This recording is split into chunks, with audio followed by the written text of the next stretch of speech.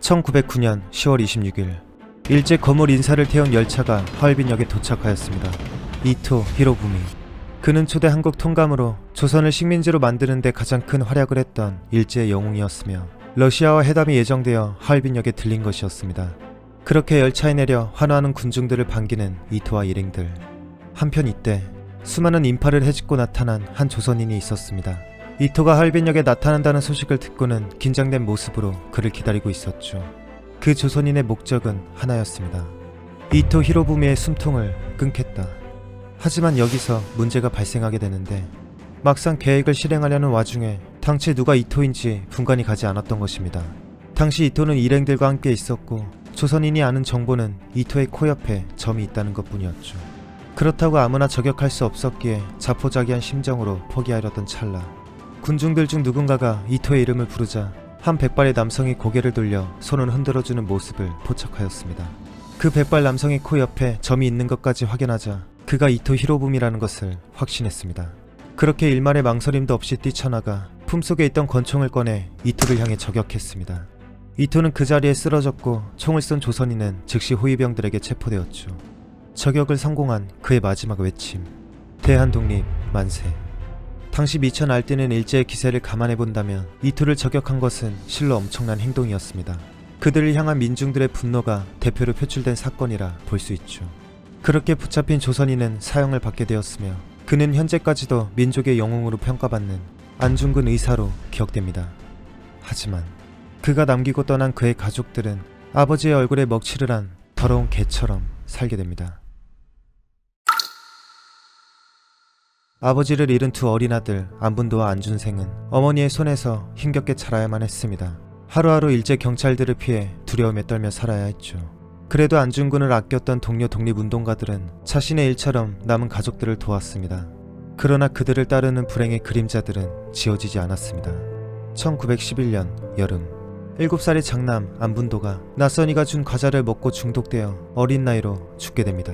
아들의 죽음을 본 어머니의 심정은 감히 헤아릴 수 없었죠. 아버지의 얼굴도 모르는 4살의 둘째 아들 안준생은 슬퍼하는 어머니의 손을 잡고 비참한 망명 생활을 이어갔습니다. 그렇게 8년이란 시간이 흘러 출범한 지 몇 개월이 지난 임시정부의 도움으로 안중생 일가는 상하이로 이주하였습니다. 근데 이마저도 임시정부 소속 윤봉길 의사의 의거로 치밀한 일본의 수색 때문에 임시정부는 상하이를 떠났습니다. 또다시 안중생 일가는 쓸쓸히 남겨지게 된 것이었죠. 아무런 미천도 없었던 안준생은 죽을 만큼 힘든 삶을 보내야 했습니다. 어느덧 30대가 되어 결혼까지 한 그였지만 삶은 여전히 변함없었죠. 일본의 치밀한 감시 속에서 그 어떠한 일조차 제대로 할 수 없었습니다. 결국 자존심 따윈 사치였던 그에게 남들에게 구걸하며 연명하는 것이 먹고 살 수 있는 유일한 방법이었습니다. 그들을 지켜줄 국가조차 없었기에. 그러던 어느 날 조선에 있어서 가장 공포스러운 통치를 일삼은 총독 미나미지로가 다가왔습니다. 그는 안중생에게 이렇게 제안했죠.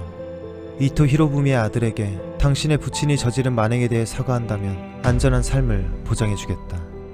아버지를 부정하고 변절하느냐 아니면 비참한 삶을 이어가느냐. 그는 운명의 갈림길에 서게 됩니다. 그리고 1939년 10월 16일 그는 변절을 선택하였죠. 미나미지로는 희대의 화해극을 연출하였습니다. 이토 히로부미를 추모하는 사찰 방문사에서 이토의 아들 이토 분기치와 안중근의 아들 안준생을 단상 위로 불러냈습니다. 그리고 안준생은 이토와 인사를 한 뒤 입을 열었습니다. 어리석은 생각으로 저지른 제 부친의 행동을 아들인 제가 대신해서 사죄드립니다. 이 소식이 만천하에 알려지자 식민지 조선인들은 분개하여 친일 매국노라며 수많은 비난을 쏟았습니다. 순식간에 안중생은 아버지의 이름에 먹칠한 더러운 개가 되었죠. 또한 많은 독립운동가들에게 좌절감을 안겨주었으며 100번 김구는 안중생을 해방되면 죽여야 할 대상 1순위로 지목하기도 했습니다. 어쨌든 안중생은 약속한 대가로 일제로부터 호강을 누렸습니다. 그러나 1945년 일제가 패망하게 되고 그는 도망치듯 가족들과 홍콩으로 이주하였습니다. 그리고 1951년 한국전쟁 와중 혼자서만 국내로 돌아온 지 얼마 지나지 않아 폐결핵으로 숨을 거두게 됩니다. 아이러니하게도 영웅 안중근의 아들 안중생은 개같이 살았지만 변절자 안중생의 자식은 꽤 성공적인 삶을 살게 됩니다. 그리고 마지막으로 안중생의 생을 다룬 책 이토 히로부미 안중근을 쏟아해서 그가 어떤 심정으로 살아왔는지 잘 나타내는 대목이 있습니다. 아버지는 나라의 영웅이었지만 가족에겐 재앙이었죠. 나는 나라의 재앙이었겠지만 내 가족에겐 영웅입니다.